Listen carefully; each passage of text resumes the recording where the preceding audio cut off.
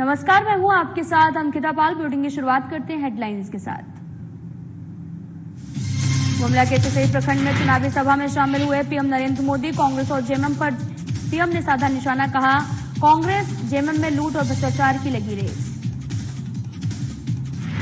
रांची में पूर्व सीएम हेमंत सोरेन की जमानत याचिका पर हुई सुनवाई। कोर्ट ने सुनवाई पर रखा फैसला सुरक्षित, दोनों पक्षों के लिए लिखे जवाब दाखिल।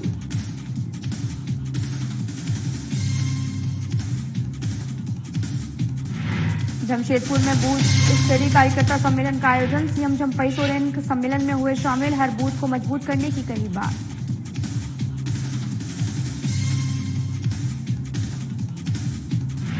नेता प्रतिपक्ष तेजस्वी यादव के सवाल पर बिहार में बवाल। उप मुख्यमंत्री विजय सिन्हा ने दी प्रतिक्रिया, कहा ये सुशासन और भ्रष्टाचार पर बात नहीं करते।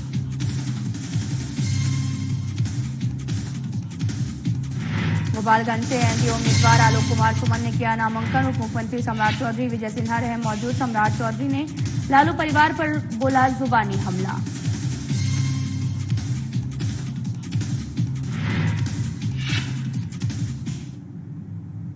रुक करते हैं खबरों की तरफ। गुमला जिले के सिसई प्रखंड में आयोजित चुनावी सभा में प्रधानमंत्री नरेंद्र मोदी शामिल हुए हैं, जहां उन्होंने सभा को संबोधित करते हुए कांग्रेस और जेएमएम पर निशाना साधा। पीएम मोदी ने कहा कि कांग्रेस और जेएमएम में लूट और भ्रष्टाचार करने की रेस लगी हुई है। पीएम ने आगे ये भी कहा कि गुमला और पूरे झारखंड की धरती क्रांतिकारी आदिवासियों की धरती है, लेकिन कांग्रेस ने कभी आदिवासियों के बलिदान को सही सम्मान नहीं दिया है। कांग्रेस आजादी का पूरा श्रेय सिर्फ एक परिवार को देना चाहती है।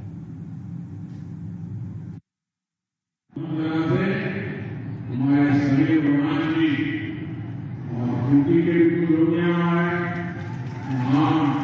हमारे अर्जुन मुंडा जी चुनाव लड़ रहे हैं और बीजेपी और एनडीए हमारे महतो जी, हम साथ मिलकर के झारखंड का भविष्य बना रहे हैं। आज 13 मई को इनको मिला एक वोट सीधा मोदी के खाते में जाएगा। आपका वोट जैसा ही नमक दबाया तो समझ लीजिए मोदी को मिल गया। अगर मेरा काम करेंगे, मेरा काम करेंगे, हाथ पकड़ के बताइए मेरा काम करेंगे, लेकिन घर घर जाइएगा और घर घर पे जाकर कहना मोदी जी आए थे, मोदी जी ने त्योहार कहा है, श्री राम कहा है, मैं अपने आप बता दूंगे। मोदी का एक ही संकल्प है, भ्रष्टाचार हटाओ। और ये इंडिया वाले कहते हैं भ्रष्टाचार बचाओ। वो रेडिया करते हैं, किसके लिए करते हैं? नौजवानों को रोजगार मिलेगा, उसके लिए 8.86 एकड़ जमीन फर्जीवाड़ा मामले में पूर्व सीएम हेमंत सोरेन की जमानत याचिका पर कोर्ट ने फैसला सुरक्षित रखा है। दोनों पक्षों ने लिखित जवाब जो है वो भी दाखिल किए हैं और 1 मई को हुई सुनवाई में कोर्ट ने हेमंत सोरेन और ईडी को लिखित जवाब दाखिल करने का निर्देश दिया था। साथ ही आपको बताते चले कि जमीन पर कब्जा करने के आरोप में 31 जनवरी को ईडी ने हेमंत सोरेन को गिरफ्तार किया था। गिरफ्तारी के 2.5 महीने बाद 15 अप्रैल को कोर्ट में याचिका दायर कर जमानत की गुहार लगाई गई थी। आर्गुमेंट इसमें हो चुका था दोनों पक्षों की ओर से। आज तिथि निर्धारित थी न्यायालय में कि दोनों पक्ष अपना अपना रिटर्न सबमिशन दाखिल करने के लिए, तो दोनों पक्षों की ओर से रिटर्न सबमिशन दाखिल हो गया है। अब न्यायालय द्वारा आदेश के लिए तिथि मुकर्रर की जाएगी। सर, क्या कुछ मामला है, क्या अर्जी दाखिल की गई है हेमंत सोरेन की तरफ से? दोनों लोग अपना अपना पक्ष रखते हैं, रिटर्न सबमिशन है सर दोनों पक्षों का। नहीं, क्या बेल पे है? हाँ, बेल के मैटर पर दोनों पक्ष अपना अपना रिटर्न सबमिशन दिए। जमशेदपुर स्थित करंडी जयपाल सिंह स्टेडियम में आयोजित बूथ स्तरीय कार्यकर्ता सम्मेलन में झारखंड के सीएम चंपई सोरेन और मंत्री बन्ना गुप्ता सहित कई नेता भी मौजूद रहे हैं। वहीं कार्यक्रम में पोटका विधायक संजीव सरदार, जुगसलाई विधायक मंगल कालिंदी, घाटशिला विधायक रामदास सोरेन, प्रमोद लाल समेत पार्टी के कई मुख्य लोग जो है वो मौजूद रहे। इस दौरान सीएम चंपई सोरेन ने कहा कि हमें हर बूथ को मजबूत करना है। तो उसमें इंडिया गठबंधन का लहर है, आप भाजपा का लहर खत्म हो गया, मुरझा गया फूल, कमल का फूल मुरझा गया। इसीलिए तो ये कहो कि ये ना अच्छा दिन किसी को दिया, ना रोजगार का बात करते हैं, ना महंगाई का बात करता। हमारा महिला बहन लोग आए हैं, महंगाई चरम पर पहुंच गया है, एक बार भी ये लोग महंगाई का बात नहीं करते भारतीय जनता पार्टी। और ये लोग इतना दिन से यहाँ पर कभी भारतीय जनता पार्टी 10 साल में एक भी आदमी को नौकरी नहीं दिया है। लेकिन आपका ये गठबंधन सरकार, आपका बना हुआ सरकार है, जो हेमंत बाबू के नाम पर आप लोग जनादेश दे के सरकार हम लोग बनाया। यहाँ का सुखी मंडल को हम लोग 55,000 सुखी मंडल को हम लोग अच्छा सहायता दिया है। कितना दिया है? 8,247 करोड़। और डबल इंजन का सरकार जो 5 साल में कितना दिया? 600 करोड़ मात्र। यही फर्क है हमारा आपका सरकार, आपका बना हुआ सरकार महिला को अपना पैर में खड़ा करने होने के लिए उसको 8,247 करोड़ हम लोग दिया है। 10 साल में जो अच्छा दिन का जो वादा किया था, जो वादा किया था, अच्छा दिन लाएंगे, महंगाई कम करेंगे, रोजगार देंगे, किसानों को दुगुना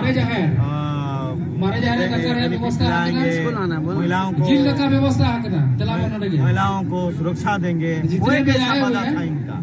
ये वादा जो अगर काम किए तो ये गांव में जाकर जवाब दें कि हम इतना काम किए, आपका व्यवस्था किया गया। डर रहे हैं, अपने आप डर रहे हैं, कोई किसी को भगाने का जरूरत नहीं है, भगाने का जरूरत नहीं है किसी को, अपने आप घुसने में डर रहे हैं। विधायक मन से बोल रहे थे ये, आप उनका कहना अर्थ यही है कि जाने में डर रहे हैं। फिलहाल यहाँ रुकते हैं एक छोटे से ब्रेक के लिए।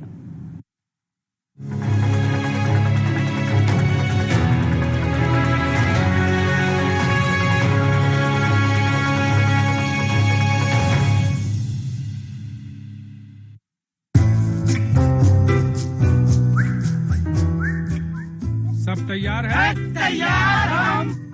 लेकिन रमेश और सुनीता कहाँ गए? सुनीता तो खाना बना रही है और रमेश पौधों में पानी दे रहा है। क्यों? क्या उन्हें नहीं मालूम कि आज सबको एक साथ यहाँ इकट्ठा होने के लिए कहा गया था? पर दादाजी, मुझे मालूम है कि रमेश और सुनीता यहाँ काम करते हैं, लेकिन उनके बिना ये परिवार अधूरा है। अब जाके हुआ ये परिवार पूरा। चलिए अब इधर देखिए। ठहरिए, आज मतदान दिवस है, फैमिली फोटो यहाँ नहीं बूथ पर होगा।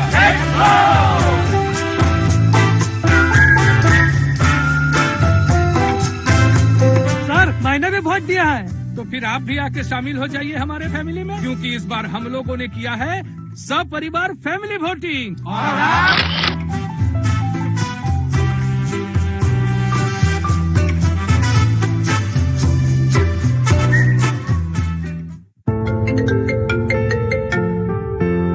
हाँ डैड, हाँ बस निकल रही हूँ। ओके निकल रही हूँ, अदरवाइज मेरी फ्लाइट मिस हो जाएगी। Okay bye bye. भैया थोड़ा जल्दी करिए ना, मेरा बस खुलने वाला है।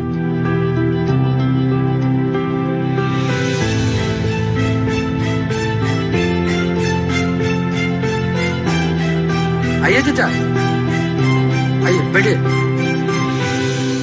लगता है बहुत जरूरी काम है। हाँ बेटा, काम तो वाकई जरूरी है, बस समय से पहुंच जाए।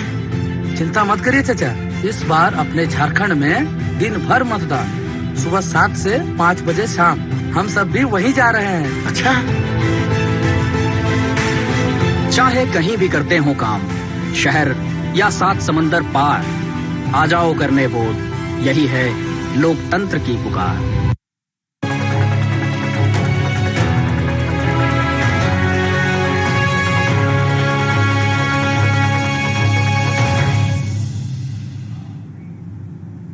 ब्रेक के बाद स्वागत है आप सभी का। रुक करते हैं खबरों की तरफ। उप मुख्यमंत्री सम्राट चौधरी से जब पूछा गया कि तेजस्वी यादव ने कहा है कि राष्ट्रपति, प्रधानमंत्री और देश के सभी मुख्यमंत्री हिंदू हैं, तो फिर हिंदू खतरे में कैसे हैं? इसे लेकर सम्राट चौधरी ने कर्नाटका और तेलंगाना में मुसलमान को रिजर्वेशन दिए जाने की बात कही। सम्राट चौधरी ने आगे कहा कि पीएम मोदी देश को श्रेष्ठ बनाने में लगे हैं, दूसरी तरफ लालू परिवार बिहार को लूटने में लगा है।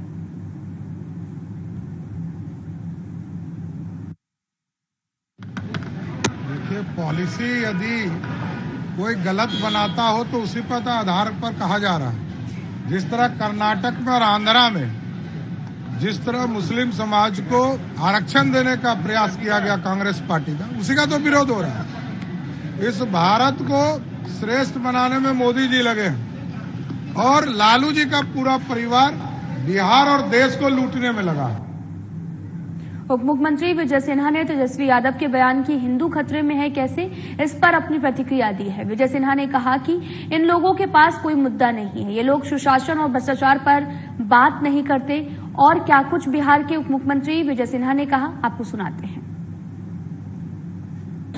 सनातन के संतान कभी भयभीत नहीं होते हैं और ये तुष्टीकरण करने वाले लोग सत्ता एन केन प्रकारन प्राप्त करने की मानसिकता से भयभीत हैं। इनको लग रहा है कि आज सभी मां भारती का संतान देश के प्रधानमंत्री नरेंद्र मोदी जी की गारंटी पर विश्वास कर रहा है, तो हिंदू और मुस्लिम की बात नहीं हो रही है, बात हो रही है सुचिता का, सुशासन का। ये राजद कांग्रेस के लोग सुचिता सुशासन पर क्यों नहीं बोलते? देश के प्रधानमंत्री बार बार कह रहे हैं कि देश से करप्शन हटना चाहिए, भ्रष्टाचार सबसे बड़ा महामारी है जो पूरे विकास की गति को कुंद कर देता है, घुन की तरह खा जाता है। तो वहीं पटना में मंत्री विजय चौधरी से जब पूछा गया कि तेजस्वी यादव ने कहा है कि देश का प्रधानमंत्री हिंदू, राष्ट्रपति हिंदू और सभी राज्य के मुख्यमंत्री हिंदू, फिर हिंदू खतरे में है, इस पर प्रतिक्रिया देते हुए विजय चौधरी ने यह भी कहा कि इस तरह से बात करना ठीक नहीं। साथ ही उन्होंने आगे कहा कि इस तरह की बेबुनियादी बातें को आप लोगों के माध्यम से प्रचलित करना भी ठीक नहीं है। अगर कोई बेबुनियाद बात करिए तो जितना बेबुनियाद बात करना गलत है, उतना ही बेबुनियाद बात को इस तरीके से आप लोग के माध्यम से प्रचारित करना भी उचित नहीं है। तेजस्वी यादव का बयान हिंदू खतरे में कैसे है? तेजस्वी के इस बयान पर बिहार सरकार के मंत्री मंगल पांडे ने भी कहा कि तेजस्वी को इस देश की संस्कृति समझने के साथ साथ देश का इतिहास पढ़ना चाहिए। वहीं ममता बनर्जी की तरफ से भी राज्यपाल पर लगे आरोपों पर बीजेपी से सफाई मांगने पर मंगल पांडे ने कहा कि ममता बनर्जी उन आरोपों का जवाब क्यों नहीं देती हैं जिसमें उनके मंत्रियों के घरों से रुपए पकड़े गए हैं। तेजस्वी जी को इस देश के इतिहास को पढ़ना चाहिए, मेरा उनको सलाह होगा। तेजस्वी जी को इस देश की संस्कृति की भी समझ बढ़ानी चाहिए और यह जो पुरातन देश है, इस देश की जो संस्कृति और परंपराएं रही हैं, तेजस्वी जी उसको पढ़ लेंगे, समझ लेंगे तो सब कुछ उनके मानस में स्पष्ट हो जाएगा। यह देश कैसा है, देश के लोग देश को कैसा रखना चाहते हैं। ममता बनर्जी उन आरोपों का जवाब क्यों नहीं देती हैं जिसमें उनके मंत्रियों के घरों पे रुपए पकड़े गए? उनका जवाब क्यों नहीं देती जो अपराधी जेल में गए और वो टीएमसी के नेता हैं, उसका जवाब क्यों नहीं देती? मंत्री लेसी सिंह ने तेजस्वी यादव के बयान हिंदू खतरे में है कैसे पर कहा है कि उनके पास में बोलने के लिए कुछ भी नहीं है, कोई मुद्दा नहीं है, बिना मुद्दे के तेजस्वी यादव बात करते हैं। उन्होंने ये भी कहा कि उनके माता पिता के कार्यकाल में क्या हुआ, इसका जवाब उनको देना चाहिए। कि उन लोगों के पास कोई मुद्दा नहीं है, इसलिए इस तरह की बात करते हैं। इसलिए उनके इस बात में कहीं से कोई उन लोगों के पास कोई मुद्दा ही नहीं है कि क्या बोले, तो कुछ से कुछ बोल रहे हैं।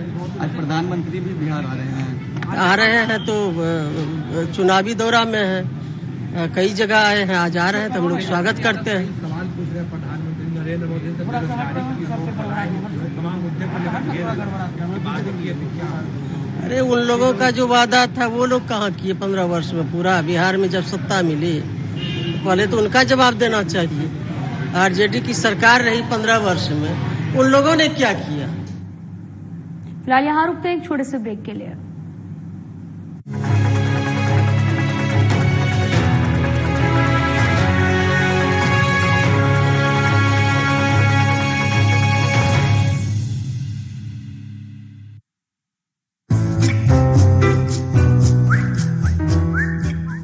सब तैयार है? तैयार हम।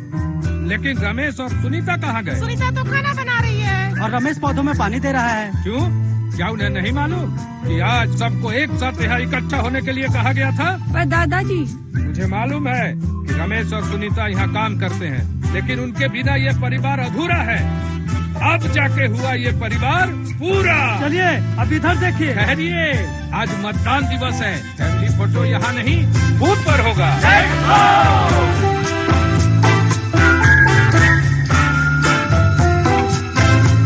सर मैंने भी वोट दिया है। तो फिर आप भी आके शामिल हो जाइए हमारे फैमिली में, क्योंकि इस बार हम लोगों ने किया है सब परिवार फैमिली वोटिंग। और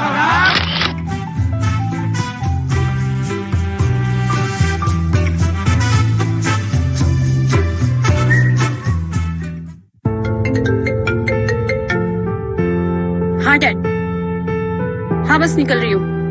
ओके निकल रही हूँ, अदरवाइज मेरी फ्लाइट मिस हो जाएगी। Okay bye bye. भैया थोड़ा जल्दी करिए ना, मेरा बस खुलने वाला है।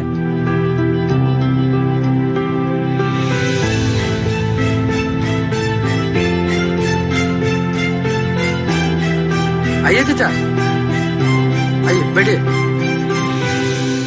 लगता है बहुत जरूरी काम है। हाँ बेटा, काम तो वाकई जरूरी है, बस समय से पहुंच जाए। चिंता मत करिए चाचा, इस बार अपने झारखंड में दिन भर मतदान, सुबह 7 से 5 बजे शाम।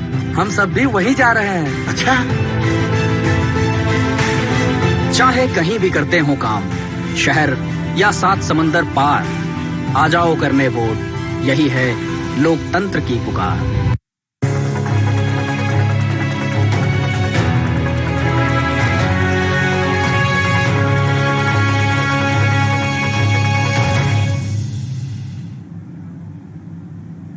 ब्रेक के बाद स्वागत है आप सभी का। रुख करते हैं खबरों की तरफ।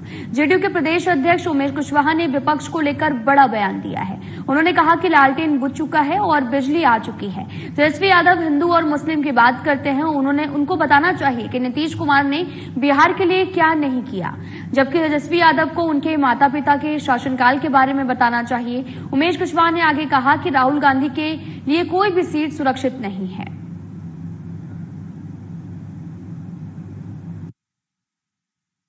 ये तो वो लोग बात कर रहे हैं ना, विपक्ष बात कर रहे हैं ना। हम सबों के नेता माननीय मुख्यमंत्री नीतीश कुमार जी, माननीय प्रधानमंत्री नरेंद्र मोदी जी विकास की बात करते हैं। समझे, हम लोग विकास, दिन रात हम लोग तरक्की कैसे हो, राज्य का तरक्की कैसे हो, देश का तरक्की कैसे हो, इसके लिए हम लोग काम करते हैं। और इस पर हमारे नेता का, इसके लिए हमारी जनता से हमारे नेता के प्रतिबद्धता है और उस पर हम लोग काम कर रहे हैं। अभी देख रहे हैं ना, उनके जो कांग्रेस के जो आला कमान है राहुल जी कहाँ जा रहे हैं। सेफ जो रायबरेली को समझ रहे हैं, 1977 याद है ना, जो उनकी इंदिरा गांधी का जो चकनाचूर हुआ था मंसूबा, फिर वही रायबरेली के जो है ना, झुमका गिरा रे बरेली के बाजार में, वही हाल होगा फिर इस बार।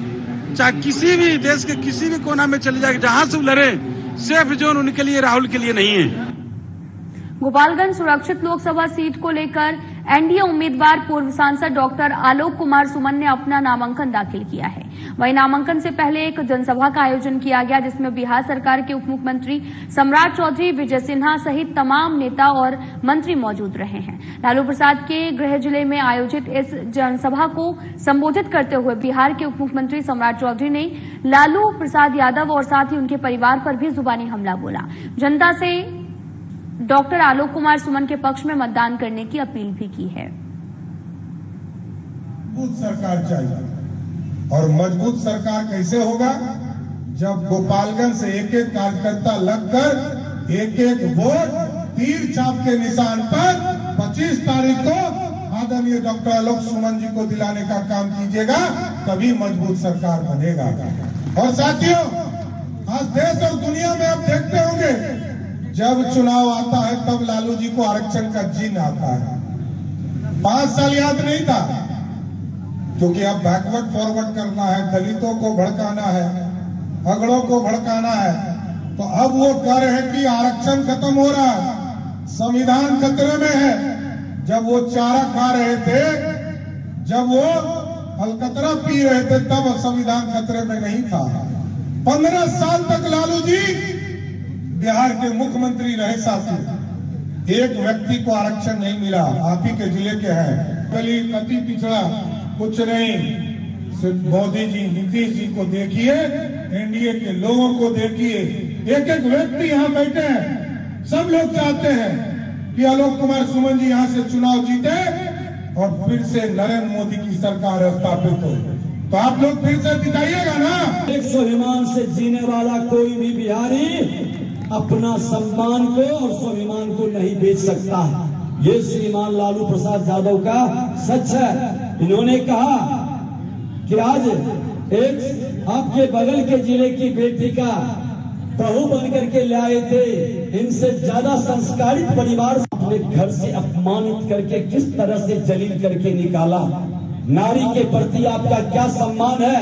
और जो उम्मीदवार वहां आई है वो एक ट्वीट तक नहीं कर सकते। उस बेटी को बचाने के लिए हृदय के अंदर कोई भावना क्यों नहीं जन्म लिया? क्यों उसके प्रति दया नहीं आई? ये इनकी क्रूरता का, ये इनकी निर्दयता का और ये नारी के प्रति इनके अपमान के भाव को झलकाता है। आज देश के प्रधानमंत्री जी ने कहा कि जो जातीय जहर के लहर के कहर से बिहार को प्रभावित कर रहे हैं, विकास की गति को रोक रहे हैं, अब देश के अंदर 4 ही जाति रहेगा। 4 ही जाति रहेगा, एक गरीब का, एक युवा का, एक किसान और एक महिला का। और ये 4 जाति का उत्थान और कल्याण हमारा मिशन है। हमने जो कहा है वो किया है, जो कहेंगे वो करेंगे। एक भारत श्रेष्ठ भारत की बात हमने किया, 370 धारा को हटा दिया। लोकसभा 2024 चुनाव को लेकर गोपालगंज सुरक्षित सीट के लिए जहां एक तरफ एनडीए प्रत्याशी डॉक्टर आलोक कुमार सुमन ने अपना नामांकन दाखिल किया, तो वहीं दूसरी तरफ महागठबंधन की तरफ से वीआईपी कोटा की उम्मीदवार चंचल पासवान ने भी अपना नामांकन दाखिल किया है। नामांकन से पहले चंचल पासवान के पक्ष में मतदान करने को लेकर शहर के पीएम फील्ड में एक जनसभा आयोजित की गई थी, जिसमें नेता प्रतिपक्ष तेजस्वी यादव शामिल हुए। सभा को संबोधित करते हुए तेजस्वी ने पीएम सहित केंद्र सरकार पर हमला करते हुए गोपालगंज की जनता से चंचल पासवान के पक्ष में मतदान करने की अपील की है। सारा 10 साल से इतना मोदी जी झूठ बोले, खाली झूठे बोले हैं मोदी जी। 10 साल में हमको लगता है कि देश का नहीं, दुनिया का अगर सबसे झूठा अगर प्रधानमंत्री है तो उसका नाम नरेंद्र मोदी है। इतना बढ़िया झूठ बोले ले कि गोबरों के हलवा बना ले, खाली झूठ। देखिए, मुद्दे की बात मोदी जी नहीं कर रहे। हम 17 महीने में 5 लाख लोगों को सरकारी नौकरी दी, मिला कि नहीं मिला? और 3 लाख नौकरी प्रक्रियाधीन करके 4.5 लाख नियोजित शिक्षकों को राजकीय कर्मी का दर्जा दिया। इंडिया गठबंधन के कांग्रेस से रांची लोकसभा प्रत्याशी यशस्विनी साहे ने कांग्रेस भवन में संवाददाता सम्मेलन पर बीजेपी पर निशाना साधा। हालांकि उन्होंने ये भी कहा कि डेवलपमेंट की बात की जाए तो देश में डेवलपमेंट का कार्य हुआ है, लेकिन देश में बेरोजगारी चरम पर है और 10 सालों में सिर्फ केंद्र सरकार ने लोगों को ठगने और गुमराह करने का काम किया है। मार्केटिंग बढ़िया की गई है, लेकिन प्रोडक्ट फेल हो गया है। अब जनता को दिखने लगा है कि सच क्या है। युवाओं के पास जॉब नहीं है, महिलाओं को बजट मैनेज करने में दिक्कत हो रही है, महंगाई हाहाकार मचा रही है। कि मार्केटिंग बहुत अच्छी हुई थी, बातें बहुत बड़ी की गई थी, पर जो प्रोडक्ट है वो कहीं ना कहीं फेल हो गया है, क्योंकि प्रोडक्ट में एक बहुत बड़ा फेलियर है और उसको छुपाने की जो कोशिश हो रही है वो लोगों तक नहीं आप कह सकते कि आप लोगों को नहीं बरगला सकते हैं और लोगों तक तो डेवलपमेंट तो हो रहा है, पर कहीं ना कहीं हम अपनी संस्कृति को, अपने एसेंस को, अपने कल्चर को। कैमूर जिले के दुर्गावती पहुंचे बहुजन समाज पार्टी के उम्मीदवार अनिल कुमार चौधरी ने बीजेपी पर जमकर निशाना साधा है। उन्होंने कहा कि इस बार लोकसभा चुनाव में बक्सर से बीजेपी की जमानत जब्त होगी। बीजेपी 400 पार का नारा लगा रही है, लेकिन 10 साल के भीतर विकास के कौन कौन से कार्य किए गए ये जनता के सामने नहीं कह रही है। महंगाई और बेरोजगारी की बात न करते हुए किसी और मुद्दे पर बात कर रहे हैं।